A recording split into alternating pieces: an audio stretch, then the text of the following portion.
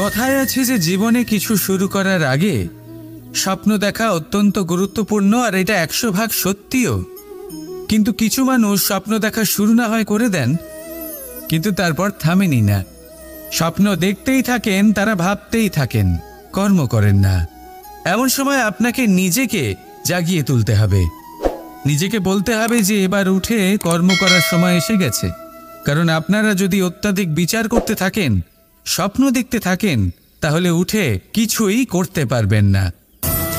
আপনি শুধু একটা কাজ করুন, উঠে কর্ম করা আরম্ভ করে দিন।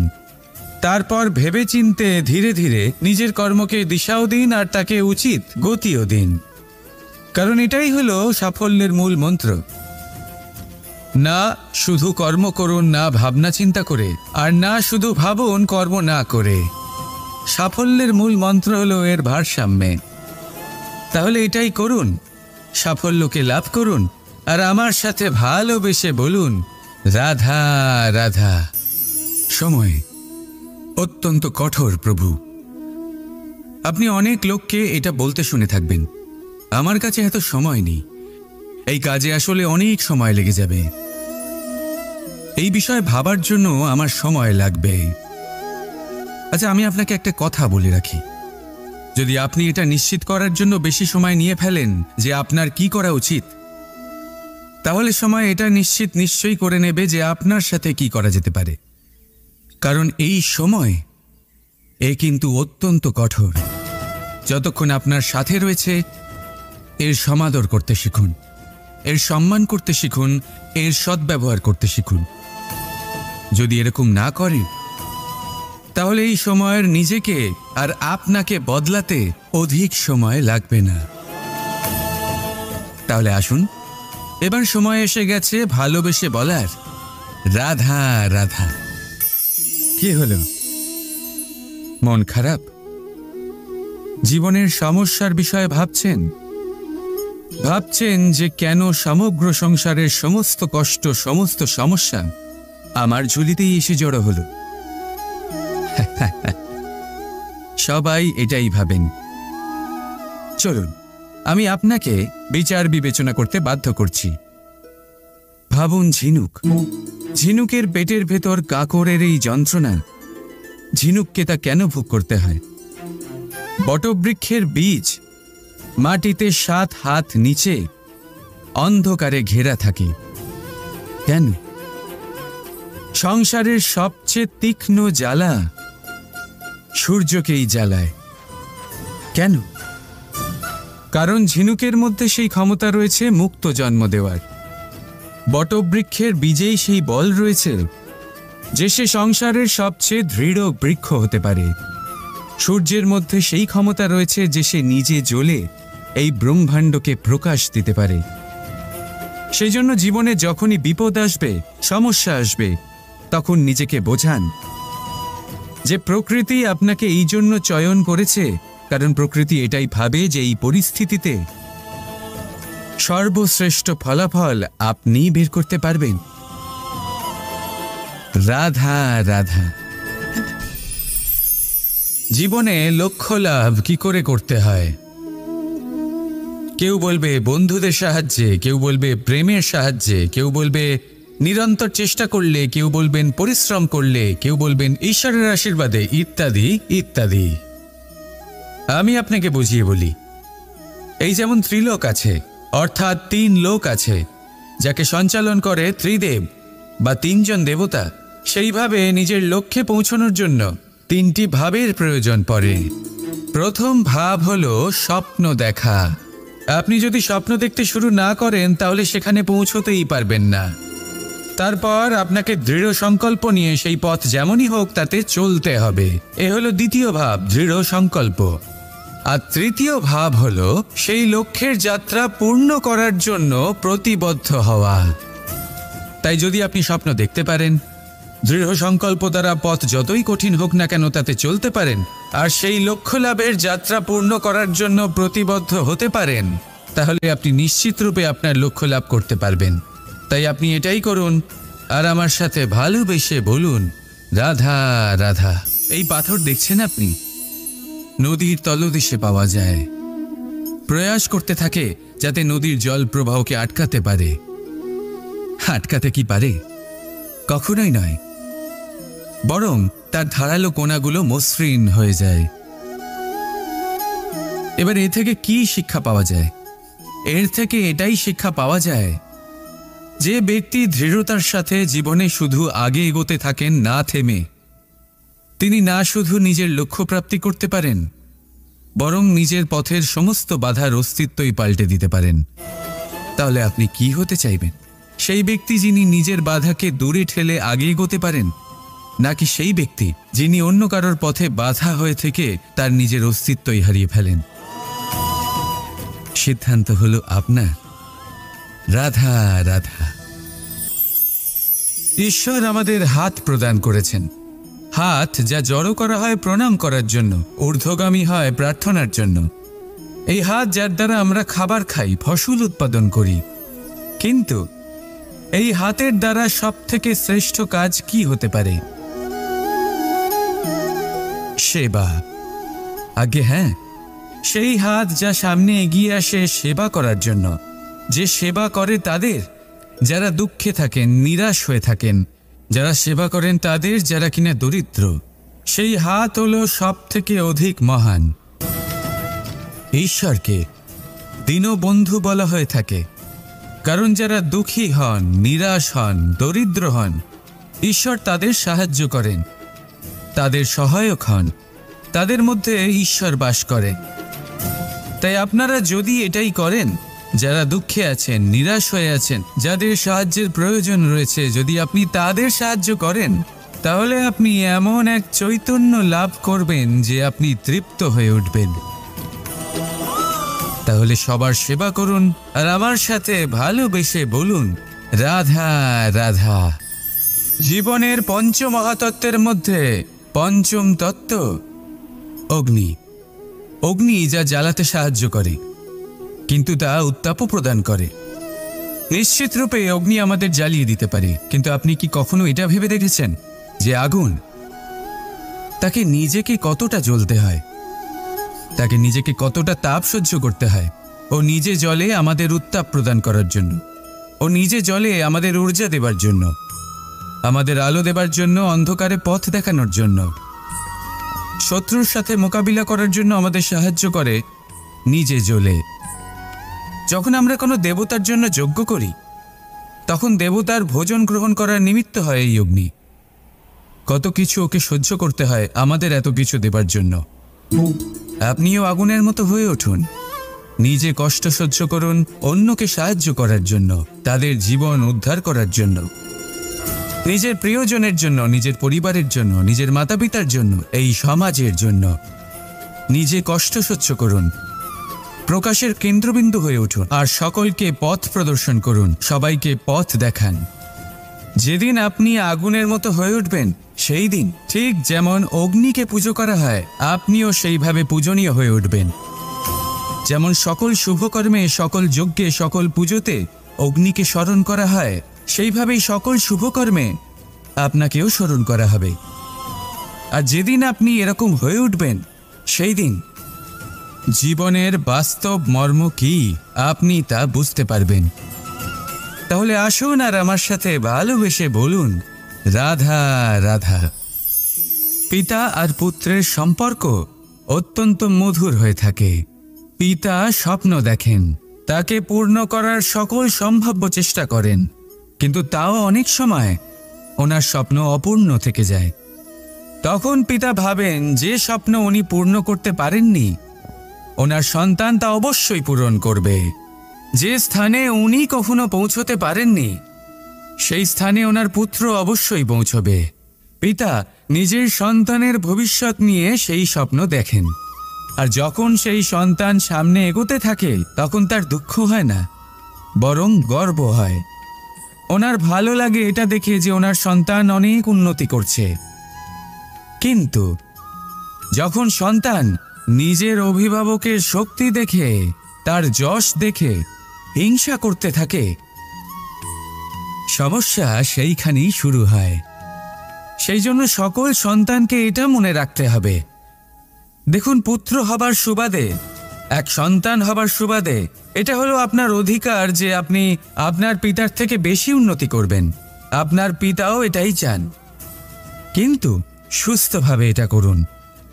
একটা রেখা টেনে নিন যাতে আপনি তাতে এগোতে পারেন আর আপনার পিতার তাতে গর্ববোধ হয়, আর সেই বিষয়ে দুঃখ না হয় যে আমার সন্তান আমাকেই ছোট করার চেষ্টা করছে। ইতিহাস সাক্ষী রয়েছে, যে মানুষ অন্য কাউকে ছোট করার চেষ্টা করেছেন সেই মানুষই ছোট হয়ে গেছেন। আর আমার মনে হয় না আপনি এটা চান, কারণ কোনো একদিন আপনিও কারোর পিতা হবেন। আসুন আমার সাথে ভালোবেসে বলুন, রাধা রাধা। করুণা, করুণা সেই অনুভূতি যার থেকে সংসারের সমস্ত অনুভূতির জন্ম হয়। আর এই সমগ্র সংসার মায়ের থেকে জন্ম নেয়। মাই সেই ব্যক্তি যিনি করুণার সাগর। সন্তানকে দেখেই উনি বুঝে যান যে তার বিড়ম্বনা কিসের, তার কিসের প্রয়োজন। সন্তানের চোখে যদি উনি জল দেখেন, সেটা দেখেই উনি বুঝে যান যে সন্তানের শরীরের কোন অংশে সে আঘাত পেয়েছে। সন্তানের কিছু না বলা সত্ত্বেও মা বুঝে যান যে আজ আহারে সন্তান কি খেতে চায়। ইনি হলেন মা। মা করুণার সবথেকে বড় রূপ। আর আজকের যুগে মানুষেরা জীবনে একটু এগিয়ে গেলেই মাকে পেছনেই ফেলে আসে, মাকে ভুলেই যায় তারা। এই ভুল আপনি কখনোই করবেন না, কখনোই করবেন না। কারণ মা সেই করুণা যে আপনার জীবন থেকে চলে গেলে তারপরে আপনি জীবন অবশ্যই যাপন করবেন, কিন্তু কখনোই জীবন বাঁচতে পারবেন না। তারপরে আপনার জীবন থেকে আপনার এই মূল্যায়ন, আপনার জীবন থেকে করুণার এই অনুভূতি, সেটাও আপনি হারিয়ে ফেলবেন। আপনার মা সব থেকে গুরুত্বপূর্ণ। যদি মাকে হারিয়ে ফেলেন তাহলে বুঝবেন সব হারিয়ে ফেলেছেন। তাই মাকে সর্বদাই মনে রাখবেন, সর্বদাই তাকে ভালোবাসুন। আর আমার সাথে বলুন, রাধা রাধা। পাদুকা, খড়ম আমাদের জীবনে কতটা গুরুত্বপূর্ণ হয়। যখনই আমরা এটা পায়ে পড়ে হাঁটি, এটা আমাদের রক্ষা করে কাঁটা থেকে, ছোট পাথর থেকে। এটা আমাদের সুরক্ষিত রাখে। কিন্তু যদি এটাকেই আমরা অন্য দৃষ্টিভঙ্গি দিয়ে দেখি, তাহলে এই পাদুকার জন্যই হাঁটার সময় পেছন থেকে আমাদের পায়ে কাদা লেগে যায়। এরকম মানুষও আমাদের জীবনে থাকে, যে থাকে তো আমাদের সাথেই, কিন্তু এরাই আমাদের পিঠ পিছে কাদা ছড়ে। এবার হাঁটার সময় যখন আপনার পায়ে কাদা লাগে আপনার পাদুকার জন্য, আপনার নজর সেদিকে থাকে না, আপনার নজর থাকে সামনের দিকে। কারণ সেটাই আপনার লক্ষ্য, সেটাই আপনার পথ, আর সেটাই আপনার করা উচিত। তাই মনে রাখবেন, আপনার পা ধরে সেই টানতে পারে যে আপনার পেছনে রয়েছে, আর আপনার নজর সেখানে নয়। সবসময় সামনে নিজের লক্ষ্যে থাকা উচিত। প্রতি মুহূর্তে নিজের লক্ষ্যের দিকে তাকিয়ে থাকুন। সবসময় জীবনের সামনে এগোতে থাকুন। আর রাধা রাধা।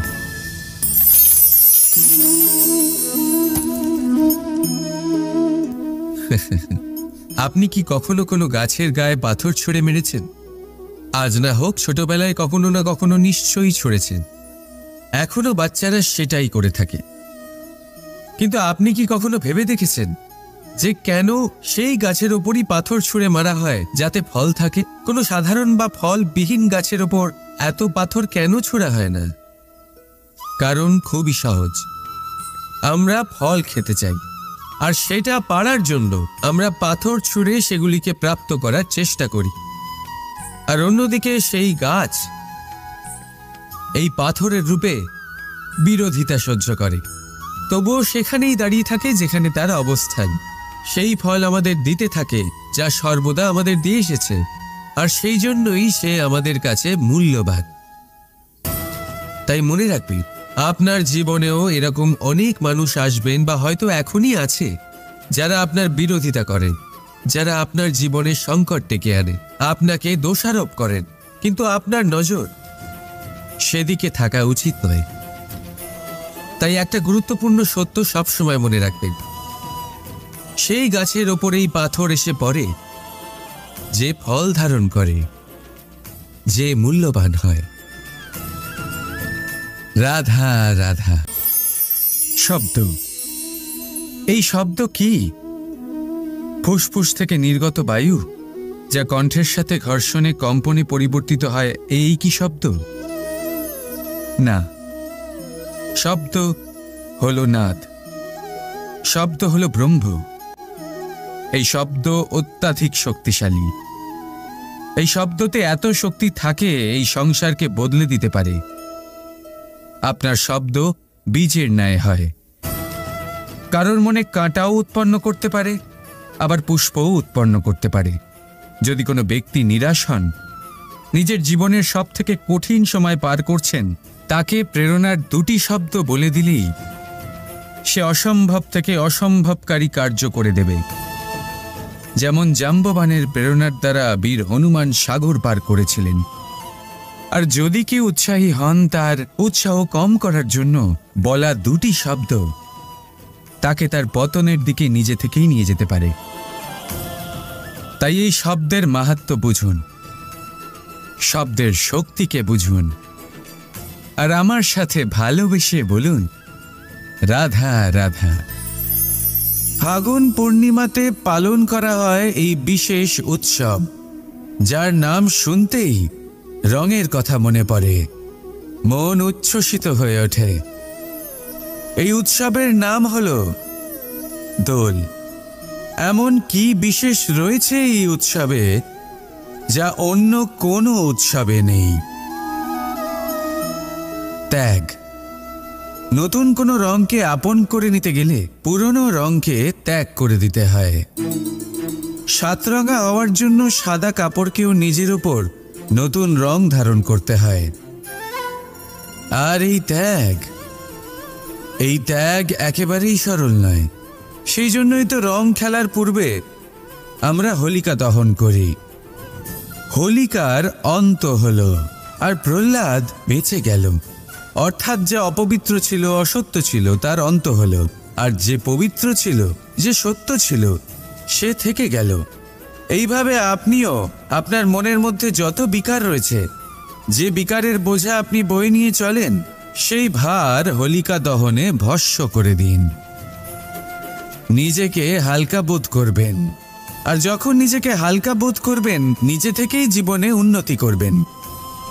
তাই এই দোলে নিজেকে বিকার মুক্ত করুন। দোলের এই আনন্দ আরো অনেক বেড়ে যাবে, আর মন প্রসন্ন হয়ে বলবে রাধা রাধা। এই বছর দোলে নিজের প্রিয়জনকে কোন রঙে রাঙিয়ে তুলতে চান আপনি? লাল, সবুজ, হলুদ, নীল, সাতরঙা, অনেক রং রয়েছে। আমাকে জিজ্ঞেস করলে আমি বলবো এই বছরও ওই রঙেই খেলবো যে রং দিয়ে আমি ছোটবেলা থেকে আজ পর্যন্ত খেলে এসেছি, প্রেমের রং। প্রেমের এই রং যা হয়তো দেখা যায় না, কিন্তু যখন এই প্রেমের রং গায়ে লাগে তখন সব রঙই ভালো লাগে। প্রেম যাতে কোনো রং অশুভ মনে হয় না, সবই ভালো মনে হয়। এটা হলো সেই প্রেম যার জন্য আমি প্রেমের দেবতা হয়েছি। আর সত্যি বলতে আপনারও কিন্তু এই প্রেমের রং দিয়ে খেলা উচিত। প্রচেষ্টা করুন, আপনি এই দোলে যত খুশি রং দিয়েই খেলুন না কেন, তাতে এক বিন্দু প্রেমের রং অবশ্যই মিশিয়ে দেবেন। এই দোলের আনন্দ দ্বিগুণ হয়ে যাবে। আপনজন হোক বা পর হোক, সবার সাথে প্রেমের দোল খেলুন। সবাই কাছাকাছি আসবে, আর সবাই কাছাকাছি এলে যে ঊর্জা তৈরি হবে, সেটাই হলো দোলের আসল রং। তাই এইবার দোলে সকলকে প্রেমের রঙে রাঙিয়ে তুলুন, আর এই প্রেম ভাব নিয়েই বলুন রাধা রাধা। আজ বিজয়া দশমী। সেই দিন যবে শ্রীরাম রাবণকে বধ করেছিলেন। এ হলো সেই দিন যেদিন শ্রীরাম লঙ্কা জয় করেছিলেন। লোকে বলে এটা খারাপের বিরুদ্ধে ভালোর জয়ের প্রতীক। এটাকে দেখার আরও একটা দিক আছে। আগে হ্যাঁ, এটা ভালোবাসার জয়ের প্রতীক। এটা পরিবারের জয়ের প্রতীক। আপনি তো নিশ্চয়ই জানেন যে রাবণ মহাজ্ঞানী ছিল, মহা শক্তিশালী ছিল, মহাদেবের পরম ভক্ত ছিল রাবণ। এবার যে ব্যক্তি কৈলাস পর্বত তুলতে পারত, সেই ব্যক্তি নিজে এক কাটা বৃক্ষের মতো শ্রীরামের চরণে পড়েছিল। কেন? কারণ রামের সাথে লক্ষ্মণ ছিল, কিন্তু ওদিকে রাবণের সাথে বিভীষণ ছিল না। একদিকে এক পরিবারের মধ্যে ভালোবাসা ছিল, কিন্তু অপরদিকে আর এক পরিবারের মধ্যে দূরত্ব বাড়ছিল। তাই মনে রাখবেন, যদি সংসারের ওপরে বিজয় লাভ করতে হয়, তাহলে সর্বপ্রথম পরিবারের মধ্যে ভালোবাসা বজায় রাখতে হবে। পরিবারের মধ্যে ভালোবাসা বাড়ান, দূরত্ব নয়। আপনি সব সময় সুখী থাকবেন, আর জীবনের সমস্ত বাধা আপনি অতিক্রম করবেন। রাধা রাধা। মানুষের স্বভাব হলো ভাবা, ভেবেচিন্তে সিদ্ধান্ত নেওয়া, আর সিদ্ধান্ত নিয়ে এই পৃথিবী বদলানোর ভাবনা নিয়ে এগিয়ে যাওয়া, তাই না? কিন্তু সবাই কি নিজের সিদ্ধান্তের ইতিবাচক পরিণাম পেতে সফল হন? কেন শুধু কিছু মানুষই এই সংসারকে বদলাতে পারেন, সবাই নয় কেন? এর কারণ হলো ভয়। আর এটাই পার্থক্য সফল আর অসফল মানুষের মধ্যে। সফল তারাই হন যারা নিজের ভাবনা আর সিদ্ধান্ত দিয়ে এই সংসার বদলে দেন, আর অসফল তারাই হন যারা এই সংসারের ভয়ে নিজের ভাবনা, নিজের সিদ্ধান্ত বদলে ফেলেন। তাই যদি এই পৃথিবীতে আপনি কিছু বদলাতে চান, তাহলে নিজের লক্ষ্য অবধি পৌঁছবার পথটা বদলান, নিজের ভাবনা আর নিজের সিদ্ধান্ত নয়। রাধা রাধা। আমাদের মধ্যে অনেকেই এই ভাবনায় বিলীন থাকি যে আমাদের নিজের জীবনে আপেক্ষিক সুখ আর সুবিধা কখনো প্রাপ্তি হয়নি, কারণ ভাগ্যে এই নির্ধারিত আছে, কারণ আমরা এমন পরিবেশে জন্ম নিয়েছি। কিন্তু আপনার জন্ম কি আপনার নিয়তি নির্ধারণ করে? কিছুটা হলেও করে। যেমন বৃষ্টির ফোঁটা যখন মেঘ থেকে জন্ম নেয়, তখন তার প্রারম্ভিক কাজ ধরাতলে পড়া, কিন্তু সে ধরাতলে কোথায় পড়ছে সেটা নিশ্চিত করবে তার ভবিষ্যৎ কি হবে। কলা পাতায় পড়লে কর্পূরের মতো উবে যায়, শক্তির মুখে পড়লে মুক্তয়ে পরিণত হয়, যদি বিষধর পান করে তা বিষ হয়ে যায়।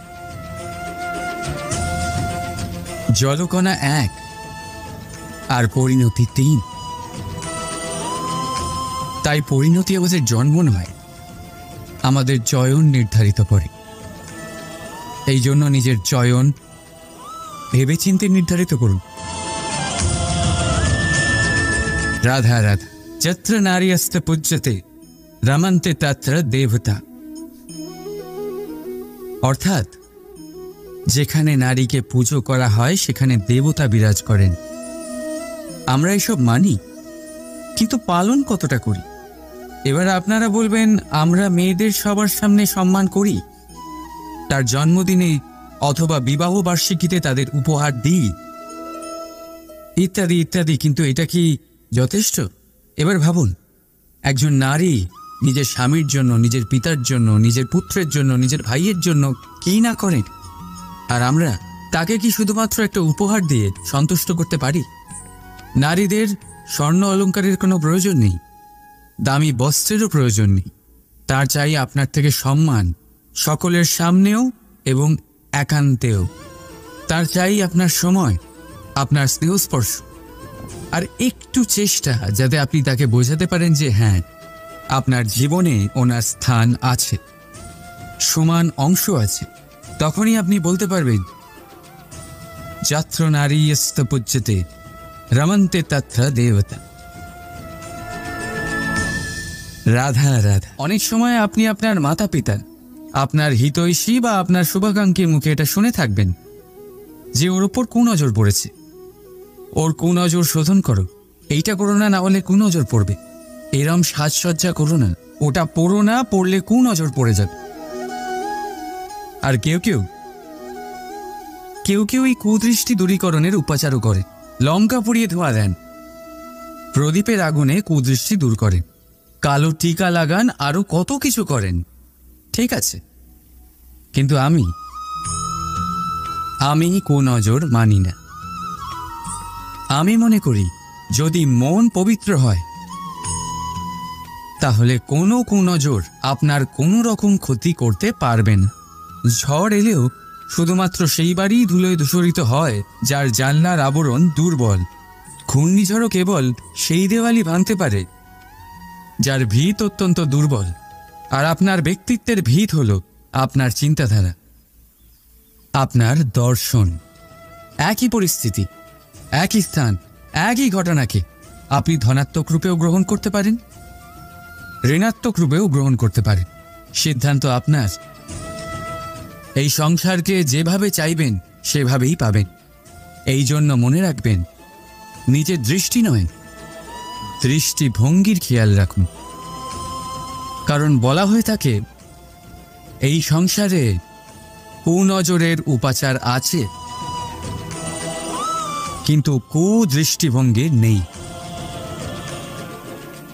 তাই প্রেম ভরে বলুন রাধা রাধা। কথায় আছে যে জীবনে কিছু শুরু করার আগে স্বপ্ন দেখা অত্যন্ত গুরুত্বপূর্ণ, আর এটা 100% সত্যিও। কিন্তু কিছু মানুষ স্বপ্ন দেখা শুরু না হয় করে দেন, কিন্তু তারপর থামেনি না। স্বপ্ন দেখতেই থাকেন, তারা ভাবতেই থাকেন, কর্ম করেন না। এমন সময় আপনাকে নিজেকে জাগিয়ে তুলতে হবে, নিজেকে বলতে হবে যে এবার উঠে কর্ম করার সময় এসে গেছে। কারণ আপনারা যদি অত্যাধিক বিচার করতে থাকেন, স্বপ্ন দেখতে থাকেন, তাহলে উঠে কিছুই করতে পারবেন না। আপনি শুধু একটা কাজ করুন, উঠে কর্ম করা আরম্ভ করে দিন। তারপর ভেবেচিন্তে ধীরে ধীরে নিজের কর্মকে দিশাও দিন, আর তাকে উচিত গতিও দিন। কারণ এটাই হলো সাফল্যের মূল মন্ত্র। না শুধু কর্ম করুন না ভাবনা চিন্তা করে, আর না শুধু ভাবুন কর্ম না করে। সাফল্যের মূল মন্ত্র হলো এর ভারসাম্যে। তাহলে এটাই করুন, সাফল্যকে লাভ করুন, আর আমার সাথে ভালোবেসে বলুন রাধা রাধা। সময় অত্যন্ত কঠোর প্রভু। আপনি অনেক লোককে এটা বলতে শুনে থাকবেন, আমার কাছে এত সময় নেই, এই কাজে আসলে অনেক সময় লেগে যাবে, এই বিষয়ে ভাবার জন্য আমার সময় লাগবে। আচ্ছা, আমি আপনাকে একটা কথা বলে রাখি, যদি আপনি এটা নিশ্চিত করার জন্য বেশি সময় নিয়ে ফেলেন যে আপনার কি করা উচিত, তাহলে সময় এটা নিশ্চয়ই করে নেবে যে আপনার সাথে কি করা যেতে পারে। কারণ এই সময় কিন্তু অত্যন্ত কঠোর। যতক্ষণ আপনার সাথে রয়েছে এর সমাদর করতে শিখুন, এর সম্মান করতে শিখুন, এর সদ্ব্যবহার করতে শিখুন। যদি এরকম না করেন তাহলে এই সময়ের নিজেকে আর আপনাকে বদলাতে অধিক সময় লাগবে না। তাহলে আসুন, এবার সময় এসে গেছে ভালোবেসে বলার রাধা রাধা। কি হলো, মন খারাপ? জীবনের সমস্যার বিষয়ে ভাবছেন যে কেন সমগ্র সংসারের সমস্ত কষ্ট, সমস্ত সমস্যা আমার ঝুলিতেই এসে জড়ো হলো? সবাই এটাই ভাবেন। চলুন, আমি আপনাকে বিচার বিবেচনা করতে বাধ্য করছি। ভাবুন ঝিনুকের পেটের ভেতর কাকরের এই যন্ত্রণা, ঝিনুককে তা কেন ভোগ করতে হয়? বটবৃক্ষের বীজ মাটিতে 7 হাত নিচে অন্ধকারে ঘেরা থাকে কেন? সংসারের সবচেয়ে তীক্ষ্ণ জ্বালা সূর্যকেই জ্বালায় কেন? কারণ ঝিনুকের মধ্যে সেই ক্ষমতা রয়েছে মুক্ত জন্ম দেওয়ার। বটবৃক্ষের বীজেই সেই বল রয়েছে যে সে সংসারের সবচেয়ে দৃঢ় বৃক্ষ হতে পারে। সূর্যের মধ্যে সেই ক্ষমতা রয়েছে যে সে নিজে জ্বলে এই ব্রহ্মাণ্ডকে প্রকাশ দিতে পারে। সেই জন্য জীবনে যখনই বিপদ আসবে, সমস্যা আসবে, তখন নিজেকে বোঝান যে প্রকৃতি আপনাকে এই জন্য চয়ন করেছে, কারণ প্রকৃতি এটাই ভাবে যে এই পরিস্থিতিতে সর্বশ্রেষ্ঠ ফলাফল আপনি বের করতে পারবেন। রাধা রাধা। জীবনে লক্ষ্য লাভ কি করে করতে হয়? কেউ বলবে বন্ধুদের সাহায্যে, কেউ বলবে প্রেমের সাহায্যে, কেউ বলবে নিরন্তর চেষ্টা করলে, কেউ বলবেন পরিশ্রম করলে, কেউ বলবেন ঈশ্বরের আশীর্বাদে, ইত্যাদি ইত্যাদি। আমি আপনাকে বুঝিয়ে বলি, এই যেমন ত্রিলোক আছে, অর্থাৎ 3 লোক আছে, যাকে সঞ্চালন করে ত্রিদেব বা 3 জন দেবতা। সেইভাবে নিজের লক্ষ্যে পৌঁছানোর জন্য 3টি ভাবের প্রয়োজন পড়ে। প্রথম ভাব হলো স্বপ্ন দেখা। আপনি যদি স্বপ্ন দেখতে শুরু না করেন তাহলে সেখানে পৌঁছতেই পারবেন না। তারপর আপনাকে দৃঢ় সংকল্প নিয়ে সেই পথ যেমনই হোক তাতে চলতে হবে। এ হলো দ্বিতীয় ভাব, দৃঢ় সংকল্প। আর তৃতীয় ভাব হলো সেই লক্ষ্যের যাত্রা পূর্ণ করার জন্য প্রতিবদ্ধ হওয়া। তাই যদি আপনি স্বপ্ন দেখতে পারেন, দৃঢ় সংকল্প দ্বারা পথ যতই কঠিন হোক না কেন তাতে চলতে পারেন, আর সেই লক্ষ্য লাভের যাত্রা পূর্ণ করার জন্য প্রতিবদ্ধ হতে পারেন, তাহলে আপনি নিশ্চিত রূপে আপনার লক্ষ্য লাভ করতে পারবেন। তাই আপনি এটাই করুন, আর আমার সাথে ভালোবেসে বলুন রাধা রাধা। এই পাথর দেখছেন আপনি, নদীর তলদেশে পাওয়া যায়।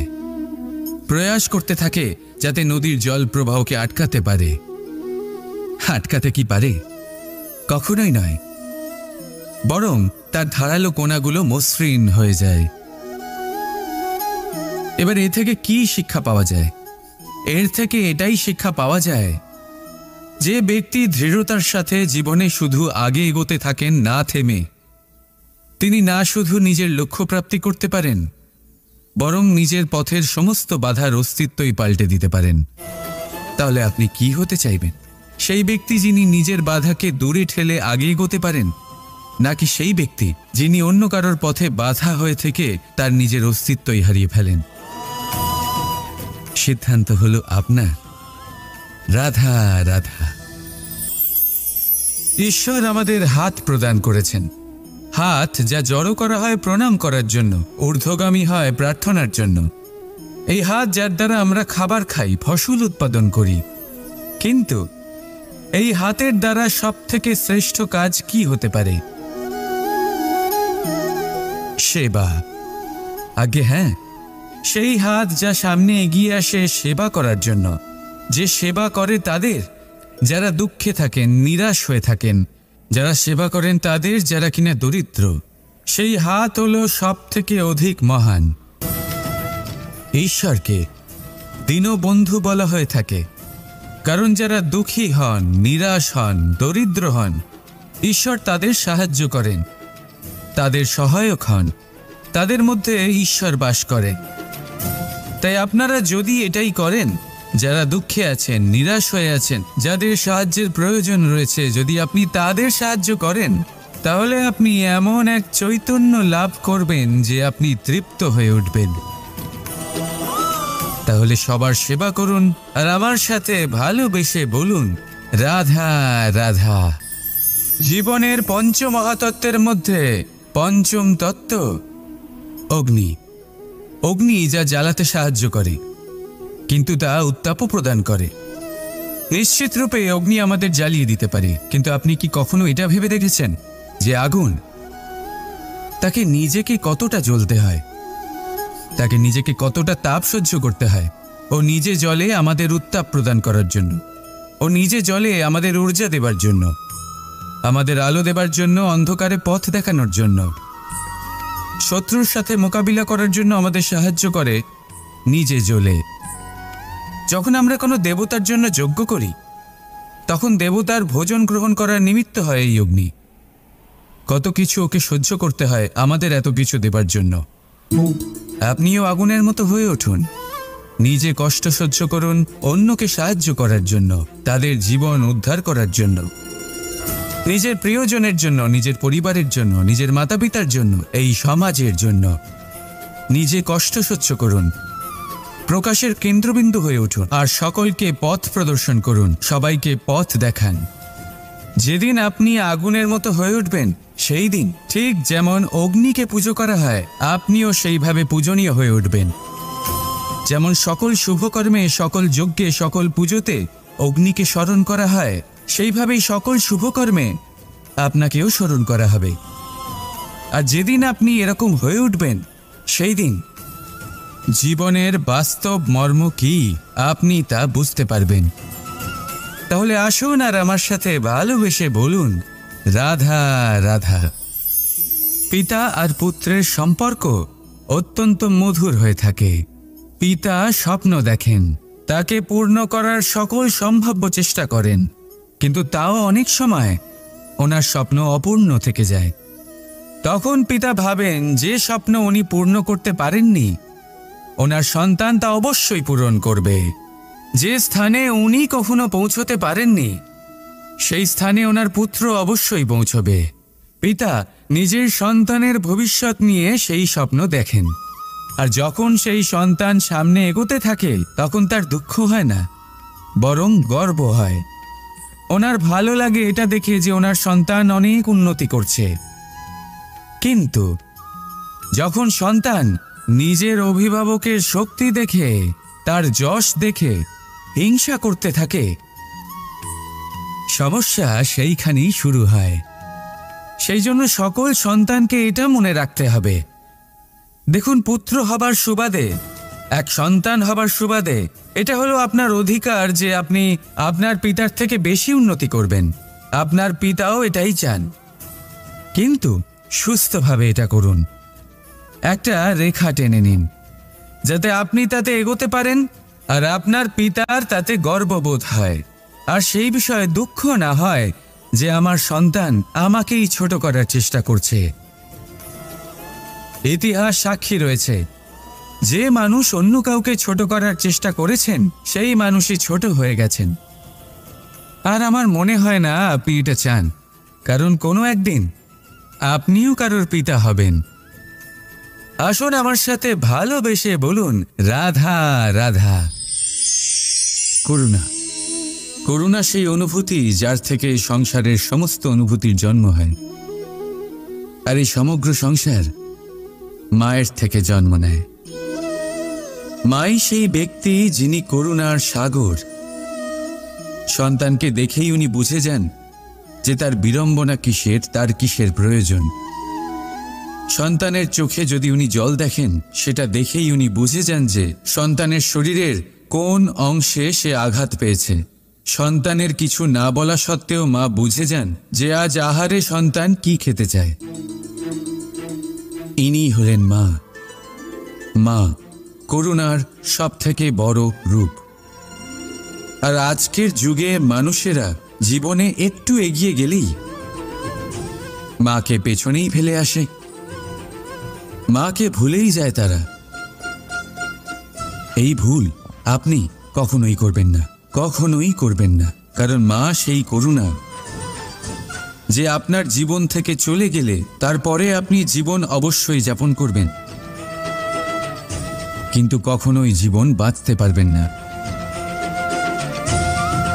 তারপরে আপনার জীবন থেকে আপনার এই মূল্যায়ন, আপনার জীবন থেকে করুণার এই অনুভূতি, সেটাও আপনি হারিয়ে ফেলবেন। আপনার মা সব থেকে গুরুত্বপূর্ণ। যদি মাকে হারিয়ে ফেলেন তাহলে বুঝবেন সব হারিয়ে ফেলেছেন। তাই মাকে সর্বদাই মনে রাখবেন, সর্বদাই তাকে ভালোবাসুন। আর আমার সাথে বলুন, রাধা রাধা।